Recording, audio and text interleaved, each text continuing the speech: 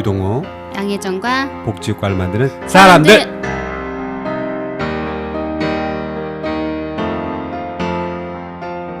안녕하세요. 네. 네, 저희가 오랜만에 카메라가 있고 이렇게 서 있어가지고 카메라가 없는 곳에서 항상 이야기를 하다가 카메라가 있어서 조금 어색해서 시작이 지연되고 있었습니다. 모르시는 분들은 좀 계시고 아시는 분들 계실 텐데 저희가 그 굉장히 유명한 팟캐스트를 진행하고 있는 유동호 양혜정입니다.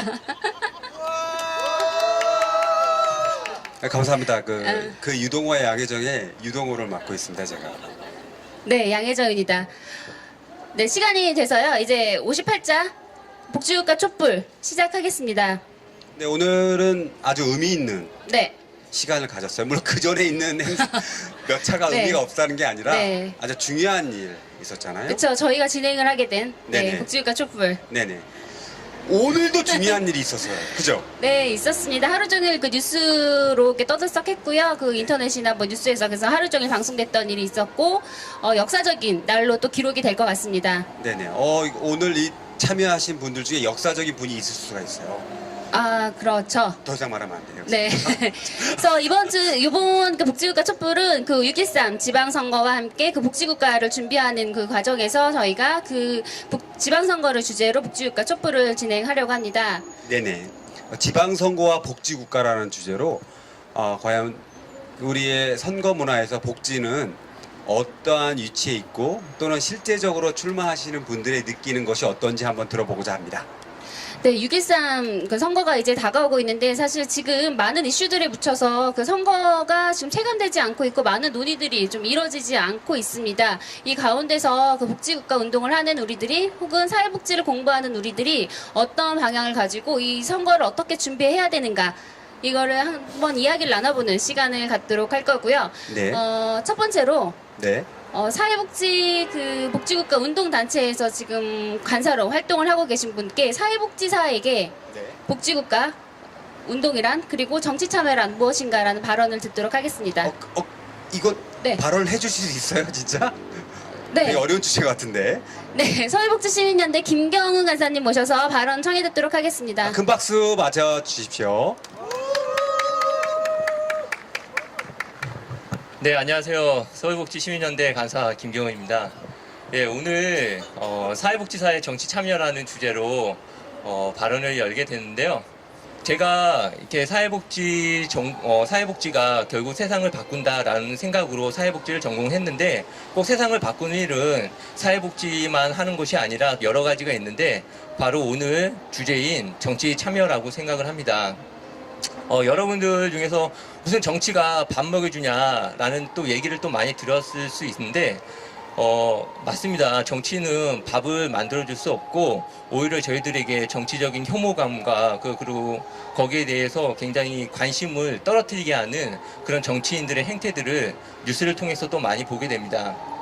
그러나 그렇다고 해가지고 우리가 정치에 관심을 갖지 않는다고 하면은 숲은 나무만 보고 숲은 보지 못하는 거라고 생각을 합니다. 왜냐하면은 자원은 한정되어 있고 근데 그 한정된 자원을 누구에게 그 어떤 방법으로 어떻게 배분할 것인가 그리고 또 우선순위를 어떻게 정할 것인가는 바로 정치가 결정하기 때문이라고 생각을 합니다.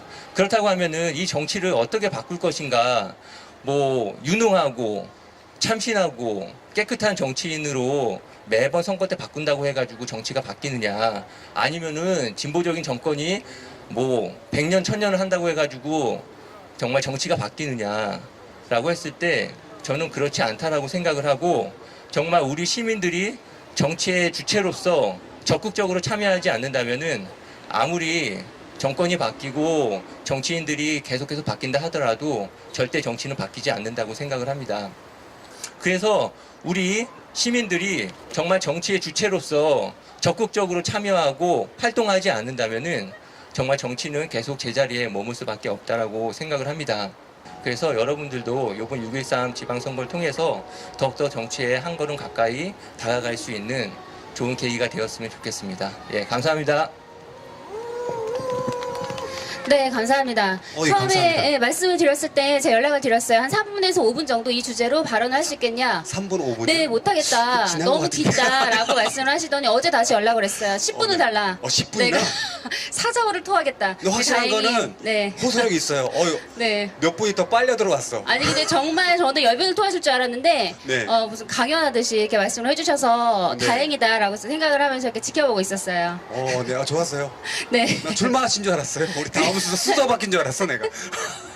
네, 그래서 뭐 말씀해주셨듯이 어떤 정치 참여, 그 투표 참여 선거로 인해서 관심을 갖는 것, 특히 사회복지사들이 사회 문제를 사실 해결하는, 그러니까 사회 문제를 어떻게 풀어나갈 것인가를 고민하고 해결하는 것이 사회복지사들의 몫인데요. 그렇죠. 실제로 정치에 참여하는 거는 정말 미미하다. 그러니까 정치인 중에 사회복지사 출신이 얼마나 있을까? 숨기고 있을지는 모르겠지만 사실 네, 숨기고 있을지 모르겠지만 정말 없어요. 저희가 그래서 사회 정책, 사회복지 전체적인 어떤 정책적인 연구, 사회복지사를 막 큰 강점을 갖고 있을 텐데 왜 우리가 쉽게 만나보지 못했을까? 사실 이런 고민을 하면서 그럼 과연 이번 지방선거에 어떤 정치적인 활동을 하고 있는 그 사회복지사분들을 저희가 샅샅이 찾아봤습니다. 쉽지 않은데. 네, 그래 정말 샅샅이 25개 자치구를 다 뒤져서 네네. 그러니까 겨우 두 분을 찾아냈습니다. 겨우 두 분. 네, 두 분 이렇게 네네. 찾아냈고요. 저 네. 귀한 분이니까 귀한 시간 네. 이제 정말 바쁘게 돌아다니셔야 되는 그 시기에 그러니까. 그 사회복지사 어떤 동료들, 그 후배들 네. 그런 정치 참여나 관심을 또 촉구하기 위해서 이 귀한 또 발걸음을 해주셨습니다. 누구예요, 누구? 윤유선님과 이상희님 앞으로 큰 오시겠습니다. 박수 좀 부탁드리겠습니다. 예, 드디어 후보자 나오셨습니다. 각자 좀 소개 좀 해주시겠습니까? 이런 걸 안 해버릇해가지고 네. 이름만 탤런트입니다. 예. 윤유선이라고 합니다. 여러분 반갑습니다. 안녕하세요. 네. 본인 소개 좀 길게 해야 돼요. 해도 됩니다. 근데 너무 짧아가지고 네. 저 같으면 어디 동에 출마하니까지 가갈 그러는데.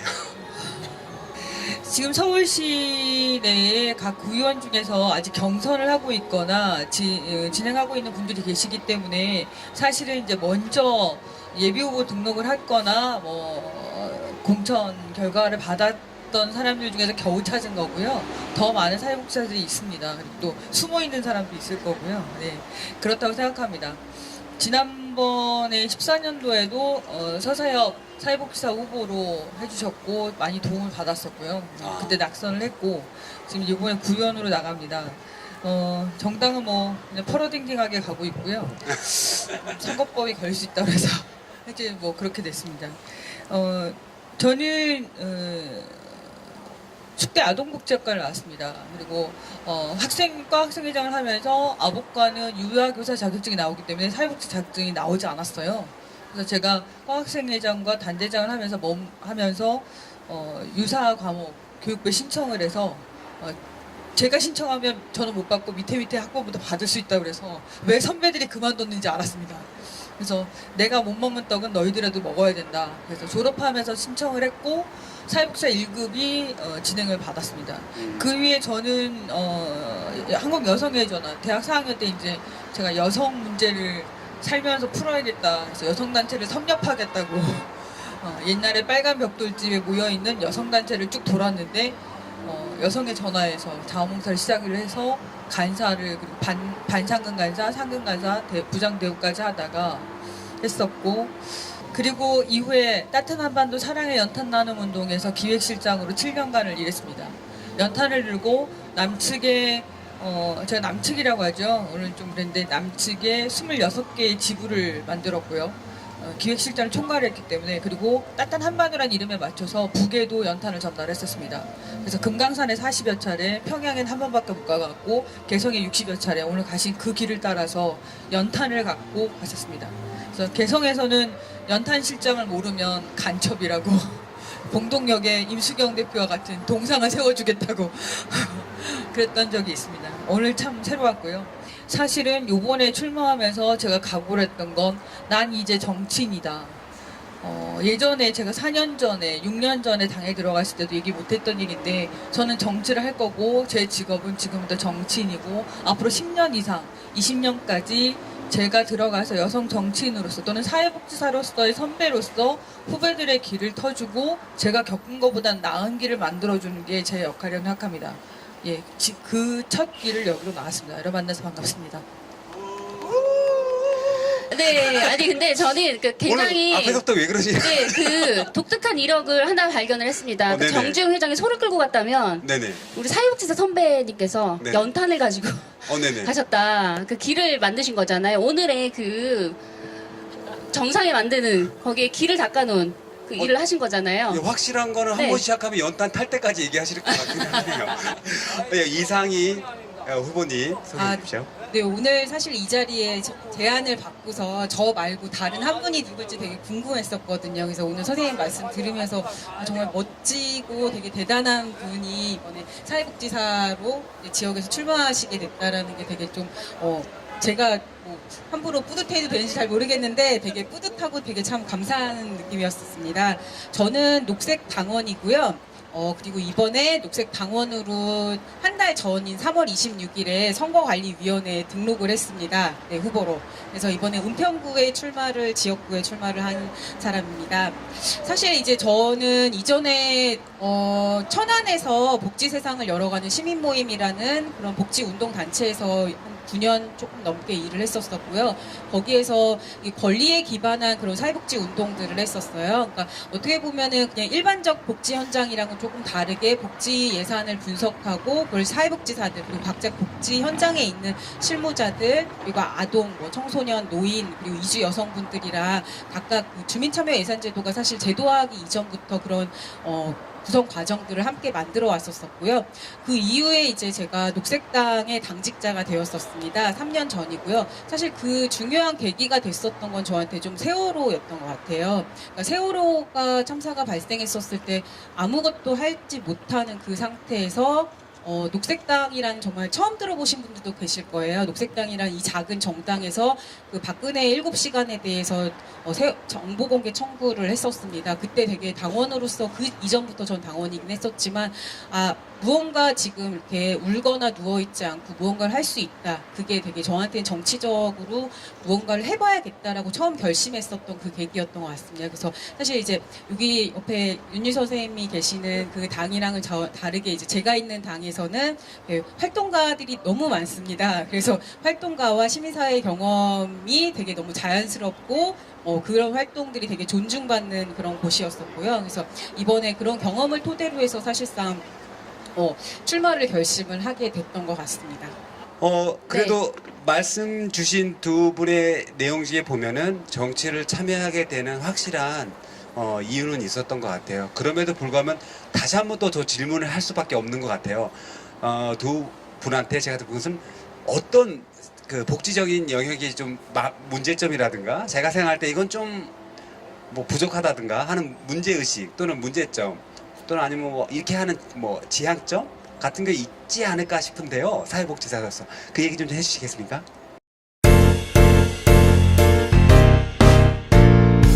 지금 여러분께서는 유동호, 양혜정과 복지 국가를 만드는 사람들을 듣고 계십니다. 요즘에 제가 선거운동을 정말 아침 저녁부터 하고 있거든요. 그래서 아침 저녁에 선거운동을 하고 또 비 오는 날에도 우비를 쓰고서 이렇게 저희 같은 정당은 사실 조그마하기도 하고 일정 정도 동정표가 필요한 거예요. 그래서 또 지역 선거는 발품을 파는 만큼 이제 인지도가 올라간다는 얘기도 있고 그래서 아예 그날은 작정을 하고 우비를 입고서 제가 그 지하철역으로 인사를 하러 나갔습니다. 그래서 나름대로 나 요즘 너무 열심히 하는 것 같아 그런 생각을 했었는데 그 시간에 6시가 조금 넘은 시간이었었는데 비가 왔었고 우비를 입고 그리고 남성인지 여성인지 잘 모르겠어요. 머리에다가 그 낡은 우비를 이렇게 뒤집어 쓴 채 폐지를 끌고 가시는 분을 봤어요. 그리고 길을 걸으면서도 사실 큰 리어커가 아니라 그냥 그 가게에 끌고 다니시는 간이 리어커가 있잖아요. 그 캐리어에 끌고 다니시면서 폐지를 하나하나 줍고 계시는 분들을 봤었고 그래서 그분들을 봤었을 때 사실 이거는 노인의 일자리의 문제가 아니라 노인 빈곤과 관련된 부분이고 또 지금 문재인 대통령께서도 약속을 하신 부분 중에 하나가 단계적으로 부양의무자 폐지하겠다 이제 그 약속을 하시긴 했지만 그 약속이 지켜지기까지 그 공백이 너무 길다 보니까 이 노인들 주민들이 그 아침 새벽부터 비를 맞으면서 그거를 끌 수밖에 없는 그런 상황들이 너무 되게 참 속이 많이 상했었던 것 같아요. 그래서 사실 구의원이 제가 된다라고 하면은 그런 부양 의무적 기준 같은 경우 당장 한 번에 바꿀 수 있는 건 없다고 봐요. 하지만 이제 공적 자금으로서 그리고 그 구의원으로서 지역의 자원들과 같이 연계를 해서 이게 어쩔 수 없는 일이 아니라 어쩔 수 없는 일을 무언가 바꿀 수 있는 게 사실 정치라는 생각이 들거든요. 그래서 그런 역할들을 이제 좀 앞장서서 나서서 해보고 싶다라는 그런 절박함이 사실 되게 커지는 것 같습니다. 그래서 그거 외에도 이제 또 한 가지 기회가 없을 것 같아서 아니, 이렇게 있어요. 네. 또 한 가지 하고 싶은 거는 사실 공공기관이 좀 더 이제 보통 사람들에게 네, 시민들에게 접근하기 쉬운 그런 통로가 됐으면 좋겠다라는 생각이 들거든요. 근데 여기 계신 분들 중에서 혹시 보건소 가보신 분 계세요? 있으세요?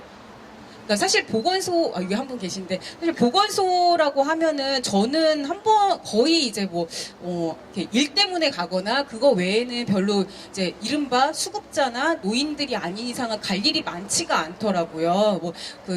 저소득 주민들이 예방 접종을 맞는다든지 아니면 임신을 했을 경우에 철분제를 지원받는다라든지 그런 것들 외에는 아예 공적 기능으로서 그런 부분들이 잘 안 되고 그냥 불쌍한 사람들이 가는 곳이라고 딱 한정되어 있는 것 같더라고요.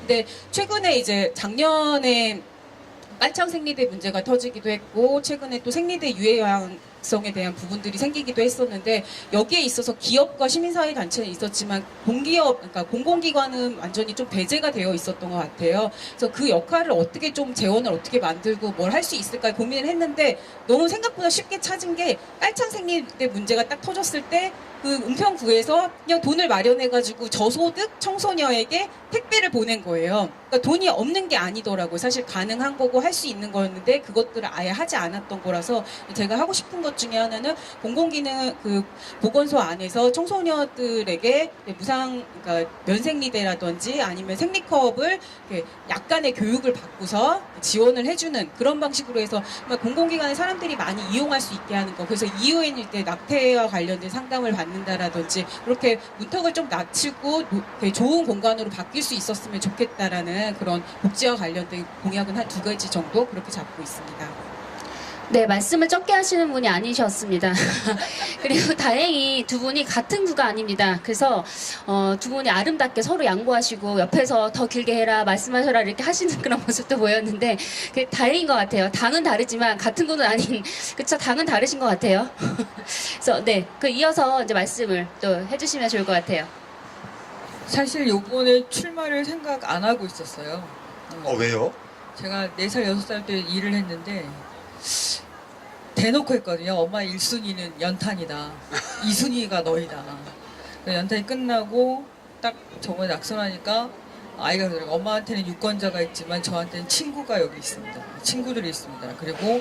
그래서 이곳에 남겠습니다. 이제 이사를 가려고 했었는데 남았죠. 고3이 된 거예요. 그래서 제가 선언을 했죠.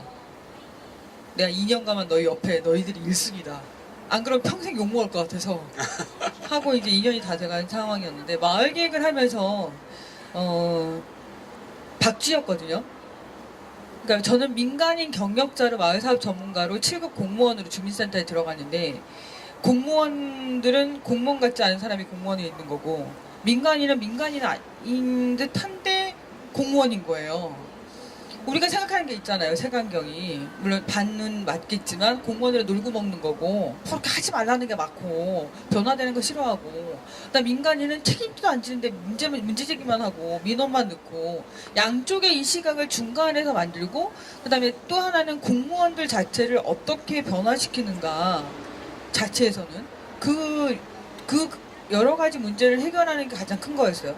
이걸 내가 여기서 해내지 못하면 협치가 시작이 되는데 협치도 물건 건너 가는 거고 왜냐면 공무원 사회에 처음 들어갔던 게 뭐냐면 공무원들 명함 없는 거 아세요? 주민센터 공무원들이 명함이 없어요.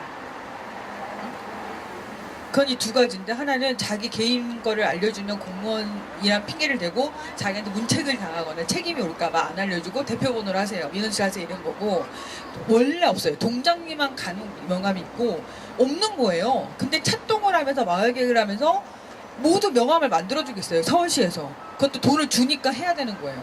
근데 이분들이 쓸 줄을 모르는 거예요. 네?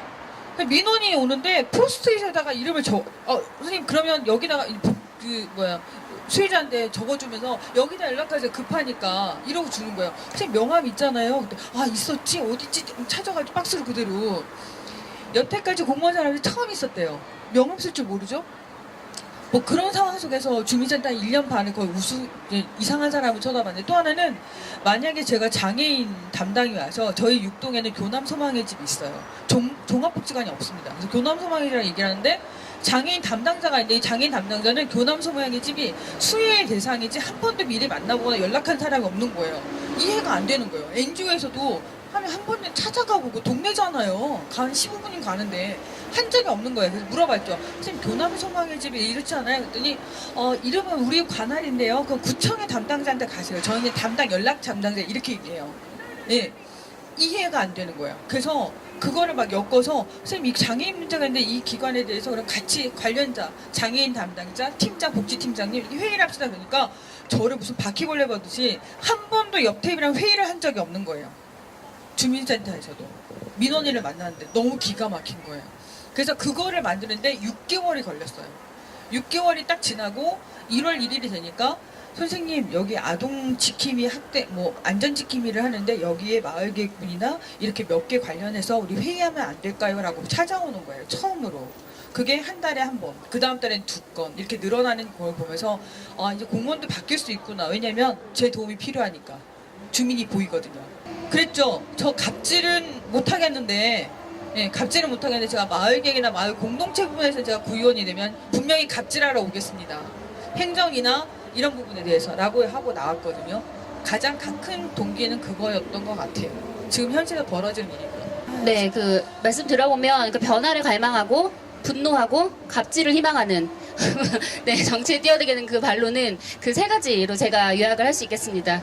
네, 이쯤에서 좀 쉬어가야 될 것 같은 느낌이 들긴 하는데, 이미 나온 김에 우리 네. 플로어에 있는 분한테 네. 질문을 좀 받고, 네. 우리 이상희, 윤선 두 정치 도전하시는 분한테 질문 있으면 손을 좀 들어주십시오. 오늘 너무 감사하게도 그 사회복지를 공부하고 계시는 그러니까 중앙대학교 대학원생분들도 그래요? 오셨고, 네, 그리고 서울 장신대학교 그래서 사회복지학회에서 활동하고 계시는 분들이 또 꽤 많이 오셨어요. 그러니까 학부생들이시죠. 그래서 꽤 많이 오셨는데, 그러면 지금 두 분 말씀에서는 이제 마을 단위에서의 지역 단위에서의 어떤 정치 활동 또 사회복지사 선배들로서 걸어온 길을 말씀을 해주셨는데, 그러면 젊은 사회복지사들 지금 배우고 있는 사회복지사들로서 바라는 점 혹은 요구할 게 있다. 우리 마을에서는 이렇게 해달라. 혹시 어떤 마을 지역이신지는 들으셨죠? 힌트를 많이 주셨어요.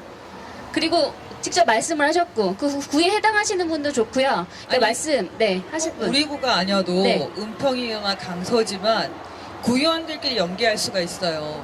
그러니까 여러분이 얘기하시는 구라든가 아니면 그리고 구별로 다르기 때문에 좋은 건 전파하고 나쁜 거는 같이 가서 없애야 되잖아요. 그러니까 여기 강서나 은평 말고도 여러분이 생각하시는 그런 부분들 이런 것들이 풀어야 할 문제를 얘기를 하시는 게 좋을 것 같아요. 네, 자유롭게. 저희가 말씀드린 거 아니어도 자유롭게 말씀대 네네. 나오셔야 됩니다. 네.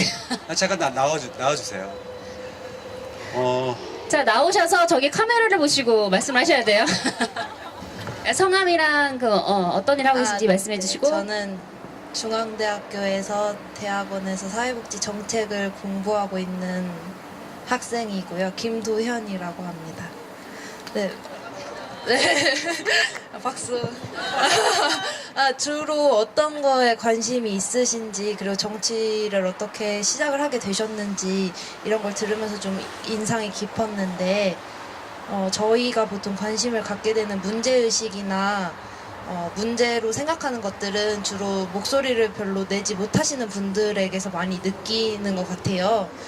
말씀하신 걸 들어봐도 그런 소수에 해당하는 분들의 목소리를 좀 대변하고 싶으셔서 정치에 참여를 하신 계기도 있으신 것 같고, 근데 그렇게 생각을 해봤는데 현실의 정치는 사실 대다수의 목소리를 대변하려는 그런 정치를 해야 선거니까요. 표를 많이 얻고 그런 좀 딜레마를 겪게 되는 경험이 많이 있을 것 같아요. 저희의 입장에서는 좀 저희가 갖고 있는 문제의식과는 다르게 활동을 해야 되는 데는 좀 대다수에게 해야 하는 그런 거에서 딜레마가 왔을 때나 뭐 혹시 그런 경험이 있으시다면 경험을 좀 듣고 싶기도 하고 그럴 땐 어떻게 해야 할 수 있을지 그런 걸 좀 듣고 싶었습니다. 네, 감사합니다. 뭐 삼손한테 질문해야 될 것 같은 느낌이 살짝 들긴 했는데 좀 대답해 주십시오. 그러니까 저는 뭐 사실 큰 딜레마까지는 아니었었고요.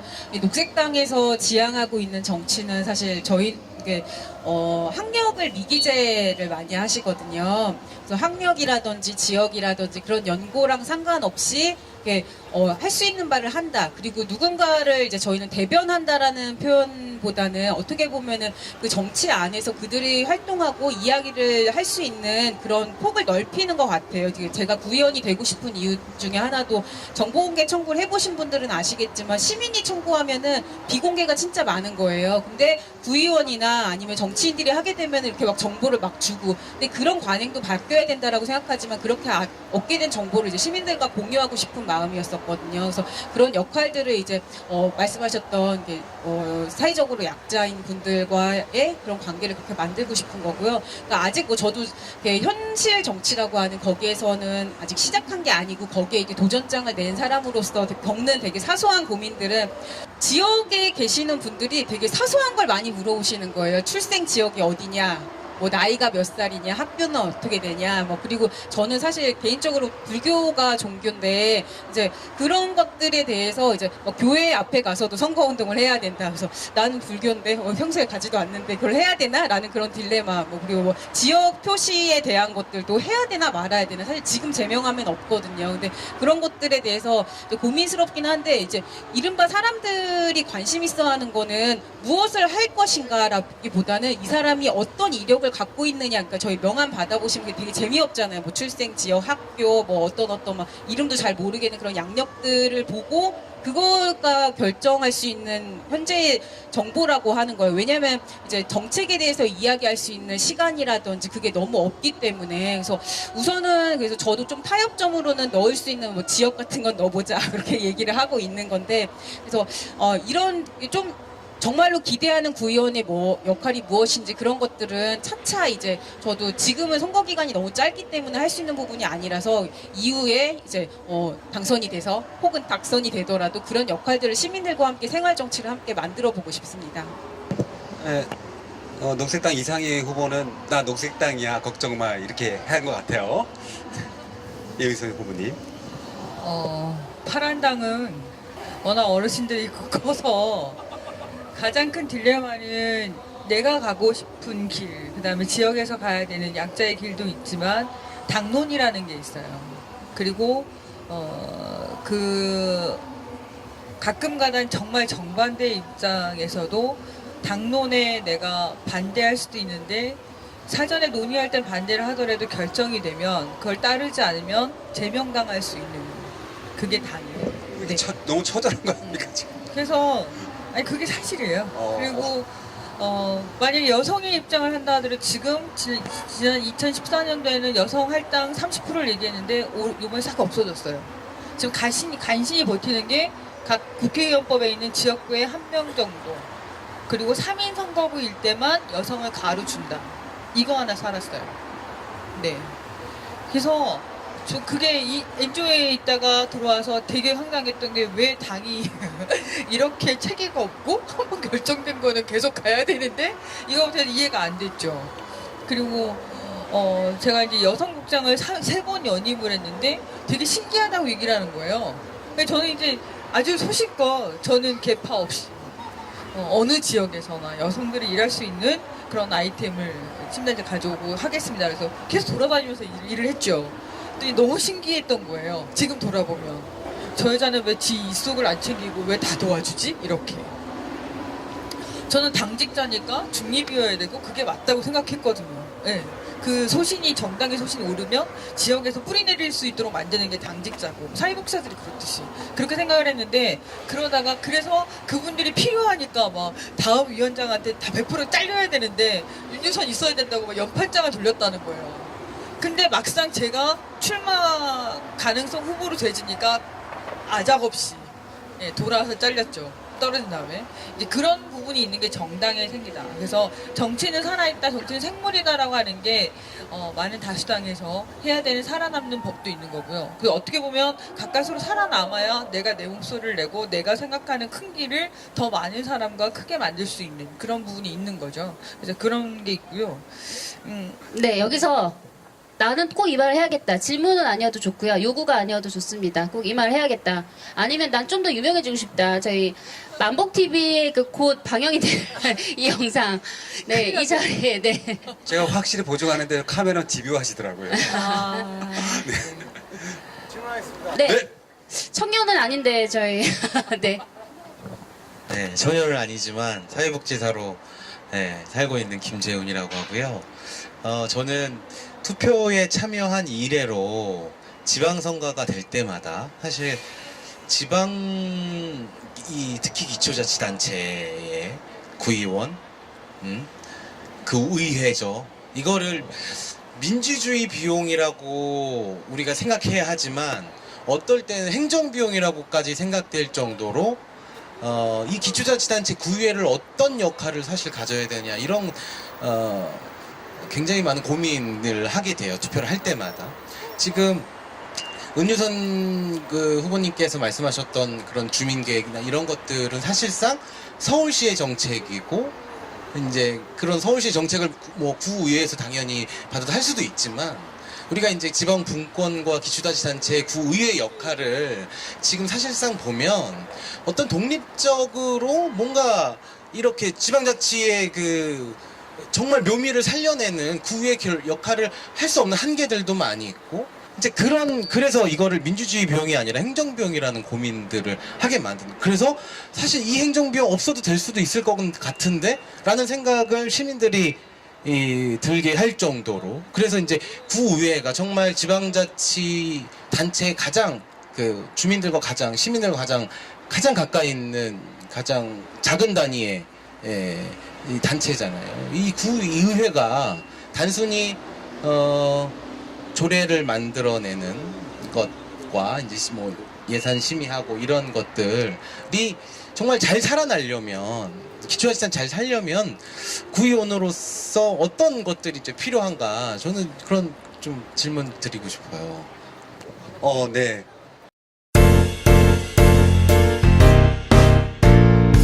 지금 여러분께서는 유동호, 양혜정과 복지 국가를 만드는 사람들을 듣고 계십니다. 저 사실은 그 문제 때문에 여기 오면서도 기존의 구의원들과 사회복지사 선배들하고 통화를 하면서 왔는데 그렇게 답은 긍정적이지 않아요. 제가 할 수 있는 일이 구의원으로 들어가서 할 수 있는 게 얼마만큼 될까라는 생각을 해요. 왜 그러냐면 일단 구의회에서 지방자치 얘기된 게 20년이 지났습니다. 근데 우리 이제 지방 분권 얘기하고 지방자치 제대로 돼야 된다. 여태 한 게 뭐야? 그럼 제대로 하는 것도 없는 것 같고 이럴 거면 구의회가 왜 필요하지? 돈 300만 원씩 받는 것 같은데 사실 주민들도 그 얘기 하세요. 그 얘기 하시다가 저 구의원 나간다니까 그 얘기 쏙 들어갔어요. 미안하긴 한데 그런 게 뭐냐면 구의원들이 또는 구에서 할 수 있는 게 그렇게 많지 않아요. 첫 번째는 그러면 광역 지방자치 단체 말고 그러면 구에서 할 수 있는 예산이 그렇게 많지 않아요. 네. 한구 같은 경우는 뭐 4천억 중에서 구청장이 쓸 수 있는 게 뭐 300억 정도밖에 안 된다는 거예요. 그러니까 자체적으로 떨어지는 사업을 시나 중앙에서 떨어지는 사업을 수행하는 거 말고 구에서 자체적으로 할 수 있는 게 다 합쳐서 400이면 거기에 다른 뭐 인건비라든가 이런 포함되는 것까지 다 포함되면 사실 없는 거죠. 할 수 있는 게. 그러면 돈이 있어야 뭐를 하더라도 만들어서 할 거 아니에요. 그거 예산이 안 되고. 두 번째는 조례를 저는 이렇게 해요. 구의원들이 왜 이렇게 조례도 안 만들고 뭐 이 모양이야 뭐 이렇게 얘기하는데 조례를 만들어도 그러는 거예요. 선언적으로 끝난다. 그 얘기 들어보셨어요? 실천이 안 되면 선언적인 거죠. 그런데 뭐냐면 이런 거죠. 구의회에서 제가 조례를 발의해서 할 수 있어요. 그럼 몇 가지는 되겠죠. 만약에 뭐 요번에 그 성동에서 했고 도봉에서 했다는 5인 이하의 시설, 사용시설에서 대체 인력 사용하는 거를 5천만 원 해가지고 추진을 했대요. 두 번째 구래요. 그러면 5천만 원 예산이 구에서 나와야 되는 거예요. 다른 건 다 잘라서. 그렇지 않으면 제가 강서에서 안 돼. 5천만 원이 나올 건덕지가 없는데 거기다 대고 제가 우리 세 번째로 강서에서 합시다 조례 발의할 수 있어요. 멋져 조례 발의 멋진데 실행 가능성 없는 거죠. 네? 강서구 지금 자치재정 거의 바닥이고요. 아래쪽에 있고 그다음에 기초수급자 끝에서 1, 2, 3 들어가고요. 탈북자 1, 2, 3 들어가고요. 장애인 숫자 1, 2, 3 들어가요. 25개 지자체 중에서. 자, 그럼 이 재정 다립도가 과연 높을까요? 낮겠죠. 그럼 제가 거기서 일을 하려면 자 예산 이런 거에서 조례 만들고 싶다 했을 때 과연 이게 얼마만큼 실행 가능할까? 선언적으로 가기가 쉽겠다. 아무리 좋은 안도 이렇게 되는 거죠. 역시 이상희 후보님. 저 네네. 조금 짧게 말씀드리겠습니다. 사실 이제 제일 구의원이 해야 되는 거는 구청장과 구의 행정을 감시하는 역할입니다. 근데 그 부분이 굉장히 간과가 많이 돼 있는 거예요. 사실 이제 공약을 만들거나 할 때 무엇을 하겠습니다라는 거는 사실 적절치 않다라고 보거든요. 어느 분야에 관심이 있고 이제 실제로 구의 행정에서 그 부분이 부족한지 아니면 비리가 있는지 확장되어야 되는 부분이 있는지 그런 것들을 시민과 함께 만들어가는 그런 사람이어야 하는데 사실 이게 그러니까 이전에 제가 해왔었던 방식이 예산을 분석하고 이러한 것들이 정말 주민의 입장에서 권리의 관점으로 필요하기 때문에 정책을 제안합니다라는 그런 활동들을 해왔었는데요. 그러니까 이런 얘기를 그러니까 저는 정말 누구보다도 현직 구의원들보다도 이런 역할을 잘 할 수 있다라는 자신감으로 출마를 결심을 했는데 사실상 시민들에게는 말씀하셨던 것처럼 구의원의 역할이나 구의원이 어떤 일을 하는지에 대한 인식이 없는 거예요. 그래서 제가 이런 행정을 견제하겠습니다라는 말을 할 수가 없는 거예요, 별로. 그래서 오히려 정말 구청장급 공약처럼 제가 당선이 되면 이런 걸 하겠습니다라고 하는 것 자체가 사실 저는 적절치 않다라고 생각하거든요. 오히려 이제 구의원의 역할은 정책 코디네이터가 돼야 된다고 생각합니다. 그래서 필요한 역할들을 만들어내고 시민들의 이야기를 듣고 현재 구에서 나온 그런 예산안에 대한 부분들을 잘 설명하기도 하고 삭감이 필요한 부분들에 있어서 조율할 수 있는 그런 역할을 해야 돼서 그런 역할을 해서 정말 시민들에게 정책적 효능감을 느낄 수 있게 그래서 정말 내가 시에 이런 구에 참여해야겠다 내가 참여하게 되면 어떻게 달라질 수 있구나라는 것들을 이제 구의원이 독점하는 것이 아니라 시민들에게 그런 과정들을 만들어주는 역할을 하고 싶은 마음이 듭니다 저는. 네. 네. 듣고 보니까 그래도 네. 많은 생각을 갖고 지방의회에 출마하신 것 같습니다. 네, 이게 구청장 후보로 나가셔야 될 것 같은 그런 느낌도 들었고요. 저 말인가요? 네? 아니죠. 아니야. 여기 당이 3개가 모여 있군요. 이런 우려한 발언을. 네. 준비된 질문은 어느 네. 정도 많이 소화된 것 같습니다. 네. 그래도 좀 궁금한 게 있으니까 좀 이거는 OX로 정도로 한번 질문해주세요. 왜냐 대답하지 마세요. 대답하면 안 될 것 같아. 너무 대답을 잘해주니까. 퀴즈 준비해 오셨어요? 그건 아니고 네. OX로 말로 해주면 되겠습니다. 네, 내가 생각해도 난 출마하길 잘했다. 오. 왜 갑자기 중간. 네네. 네, 이유는 듣지 않는 걸로. 네, 듣지 않는 걸로. 여기서 들으면 안 돼. 네. 들으면 우리 10분 더 가야 돼. 두 번째 질문 OX니까 만약에 시간을 1년 전으로 뒤돌아 본다면 그때도 출마를 결심했을 것 같다. 1년 전에도 출마할 생각이 있었나 이 말입니다. X. 네, 알겠습니다. 왜 질문했는지 저 잘 모르겠어요. 네, 더 이상 가면 안될것 같아요. 의미가 그쵸? 모르시겠죠? 그냥 넘어가는 걸로. 저에서 보니까 시간이 네. 어느 정도 된 것 같죠? 그러면 이제 마지막으로 그러니까 질문을 그쵸. 드리고 마무리를 하겠습니다.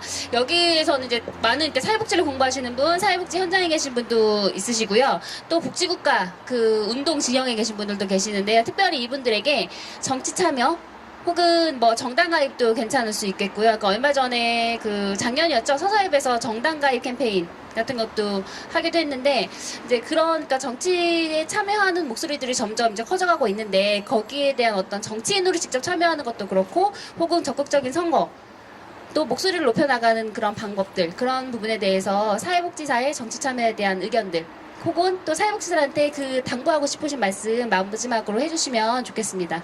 네, 저는 근데 정치라는 게 반드시 뭐 선거에 출마하는 그거에만 있다라고 보진 않습니다. 제가 최근에 이제 사회복지사 것들이 이제 지방선거 공약을 준비하는 그 자리에 한번 참여를 한 적이 있었습니다. 굉장히 좀 놀랬던 것 중에 하나가 사회복지사들이 공동체를 이야기하고 주체성을 이야기 많이 하잖아요. 근데 되게 좀 아쉬웠던 것 중에 하나가 사회복지 기관들 간의 그런 임금 체계가 많다라는 건 알고 계실 거예요. 아동 같은 경우는 정말 가장 최저치고 장애인이나 노인 같은 경우는 그나마 조금 비용이 안정적으로 되어 있는 편이고요. 근데 왜 이 상황에 대해서 사회복지사들이 이 정도로 많은 조직체들이 있고 기관들이 있는데 이런 것들을 정치적으로 주체적으로 해결하려고 하는 방안이 없이 시장이나 구청장에게 뭐 사회서비스 공단을 만들어 달라는 식으로 의탁하고 있는가라는 게 정말 저도 사회복지사지만 너무 좀 화가 났었거든요. 그런 부분에 있어서 사실 각자의 노동에 대한 것들도 같은 수준으로 같은 조건으로 바꿀 수 있는 그런 노력을 하는 것서부터가 사실 저는 사회복지사 정치 참여가 시작된다라고 볼 수가 있다라고 생각하고 있고요. 그게 사실 된다라고 하면 전 자연스럽게 정당에 가입하시든 노조에 가입하시든 그게 이어질 수 있다라고 생각합니다. 그래서 전 주체적인 참여, 자기 생활에 있어서 이것들을 바꾸려는 그런 시도들이 굉장히 중요하다라는 말씀을 한번 드리고 싶습니다. 과연 나는 사회복지사인가? 그럼 사회복지사는 도대체 뭘까? 뭘 하고 살아야 되지? 라는 생각을 한번 들여다봤으면 좋겠어요. 그건 저희 스스로가 최근까지 갖고 있었던 질문이기도 하고, 여기 나와 있는 여러분은 벌써 정치를 하고 계신 거예요.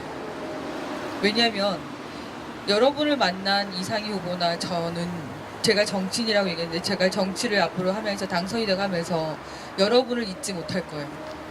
이 자리에서 사회복지를 공부하는 학생들, 그리고 사회복지사로 활동하는 사람들이 이 계단에서 내가 정치를 하겠다고 내가 얘기를 하고 거기에서 뭔가를 궁금해하고 이렇게 갔으면 좋겠다고 했던 이 마음과 이 눈빛을 저는 하고 갈 겁니다. 이 정치인들이 초심을 잃지 말라는 얘기를 참 많이 해요. 왜냐면 지역에 가서 일반 주민들과 일하다 보면 많은 유혹이나 여러 가지가 있을 수밖에 없어요. 그런데 여러분은 이 자리에 와서 이 후보자들을 보고 우리의 얘기를 듣고 싶어 했고, 그리고 우리 어떻게 갈 건지 여러분이 지켜봐 주실 거라는 걸 알기 때문에 여러분은 2명의 사회복지 정치인들을 강하게 훈련하는 시작을 여러분이 만들어 주신 거예요. 여러분이 이미 정치하시는 겁니다. 내가 노조를 하던 투표를 하든 아니면 뭐를 하든 간에 그게 정치랑 분리되어 있다고 전 생각하지 않습니다. 근데 저 나름대로도 아까 얘기했듯이 저 스스로 분리하고 살았던 것 같아요. 그걸 깨닫기가 얼마 안 됐습니다. 여러분이 하고 계신 것 중에서 불합리하고, 그리고 저는 이제 뭐 대변한다 이런 생각 안 합니다. 내가 살아왔던 거에서, 그리고 같이 살고 있고 같이 호흡하고 있는 사람들이 내가 느끼는 것들을 같이 느끼고 그걸 같이 풀고 하는 데 있어서 내가 좀 더 잘하는, 저는 엮는 거 굉장히 잘해요. 저 사람의 장점 단점 엮어서 잘하고, 좋은 거 제 돈 통장을 많이 모으지 못하지만 공익의 통장은 굉장히 펀딩 잘합니다. 그 역할을 해야겠다고 했기 때문에 저는 정치로 간 거예요. 근데 그 사람이 흔들리지 않게끔 여러분이 눈 똑바로 뜨고 이렇게 활동해 주시고 어떤 곳에서도 같이 그 경험을 나눈다면 여러분은 정치를 하고 계신 겁니다. 그거를 나만이 아니라 내 옆에 다른, 여기 오지 않은 사람들, 그리고 다른 주민들, 가족들과 나누는 거. 내 기관에 이용인들과는 조금 거리가 있지만 내 기관에서도 그러한 것들을 만들어 나가는 것. 이것이 바로 저는 사회복지사들이 시작하는 정치라고 생각합니다. 여러분은 하고 계신 거고, 여러분의 하고 계신 거를 믿고, 그리고 옆에 같이 공감하면서 같이 행동하는 것, 그리고 많은 행동을 하는 것이 같이 가야 될 길이라고 생각합니다.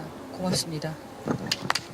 네, 귀한 시간 내주신 그 두 분 이상희님과 윤유선님께 다시 한번 박수 부탁드리겠습니다. 감사합니다.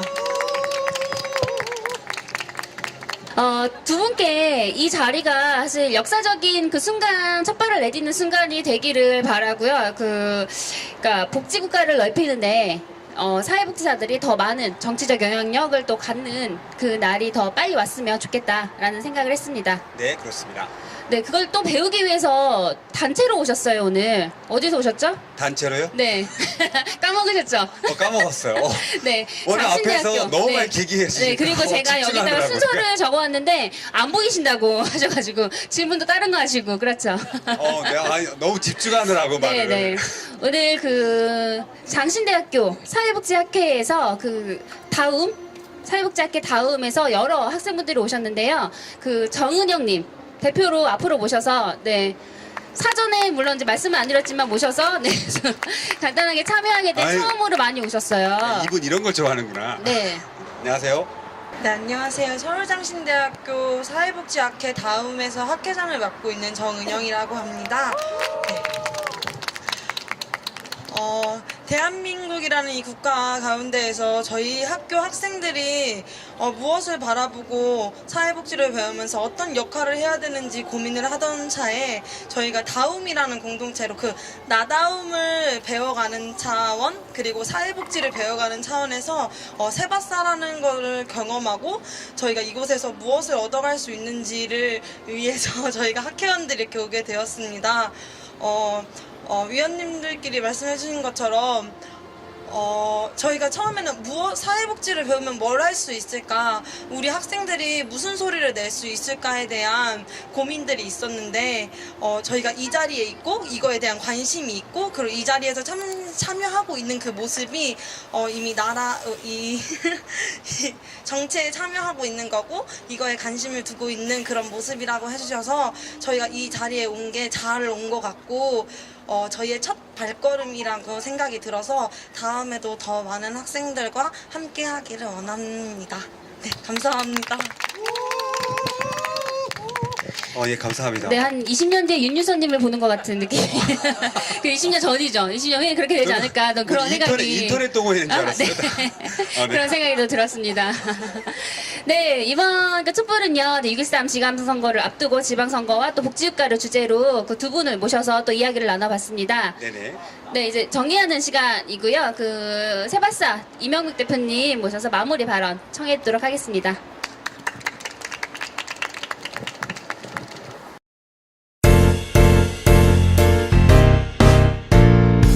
지금 여러분께서는 유동호, 양혜정과 복지 국가를 만드는 사람들을 듣고 계십니다. 참 감동적이죠. 오늘 저녁 때 공동 선언문을 보면은 아까 뭐 1년 전이면은 출마를 했겠느냐 이러는데 불과 한 달 전만 하더라도 우리가 이런 상상을 했겠습니까? 지구상에서 유일한 분단 국가이기 때문에 더 이제 우리가 생각하는 바가 많은데 통일이 될 수 있을까? 된다고 치면은 통일 이후에 북쪽의 복지를 어떻게 할 건가, 이런 게 우리 이제 사회복지사로서 늘 이제 걱정을 하는 거예요. 물론 이제 1차 이제 경험을 또 하셨기 때문에 또 어떤 구상이 있으실 것 같은데 우리 사회복지계에서 또 우리 사회복지사들 마음이 그걸 다 좀 같이 준비하고 있을까, 이런 생각인 거죠. 남북 회담이 이제 뭐 가을에 또 대통령이 평양에 간다 그럽니다. 다음에 이제 김정은 위원장이 판문점으로까지만 오는 게 아니고 또 여기 오면 좋겠어요. 김정은 위원장이 여기 촛불에 한번 오면은 와. 또 하나 여러분들이 이제 오늘 보는 플랜카드 중에서 저 오른쪽에 있는 플랜카드가 문제는 뭐야? 선거제도다. 이게 윤 선생님이 잠깐 얘기했던 거예요. 가까이에는 3월 달인가요? 서울시 의회에서 서울시에 그 전에 선거법 그 개정위원회에서 4인 선거구를 35개 두기로 합의를 봤었어요. 그런데 3월 회의에서 그 4인 선거구 35개 없던 거로 해버렸습니다. 우리가 촛불로 정권은 바꿨지만은 서울시 의회는 바뀌지 않았고 그 횡포의 주범은 서울시 의회 지금 최대 다수당이 민주당인 거죠. 서울시 민주당이 이런 반민주적인 악행을 저지른 겁니다.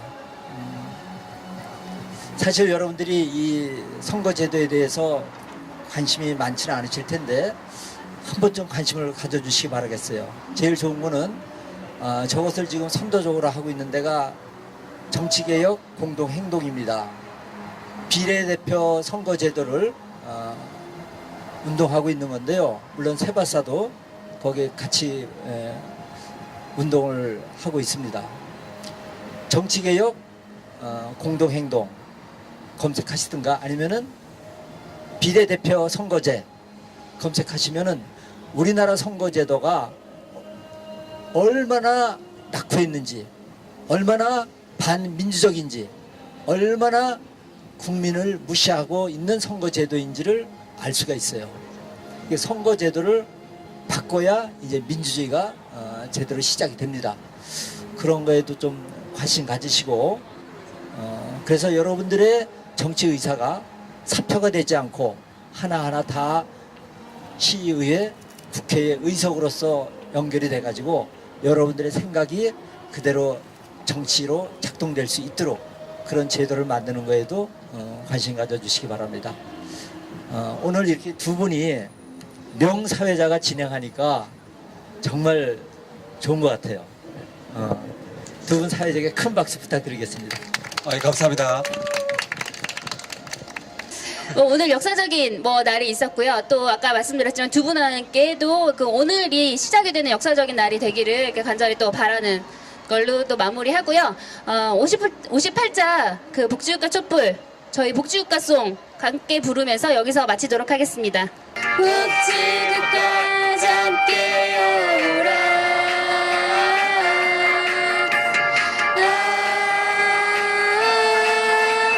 사랑스러운 복지국가 태양 같은 복지국가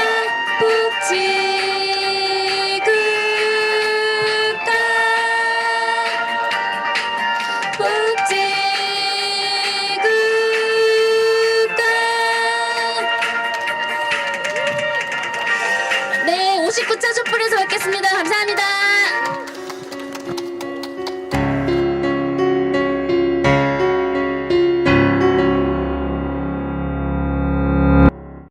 음악, 아신, 프로듀서 이상호, 제작, 내가 만드는 복지국가.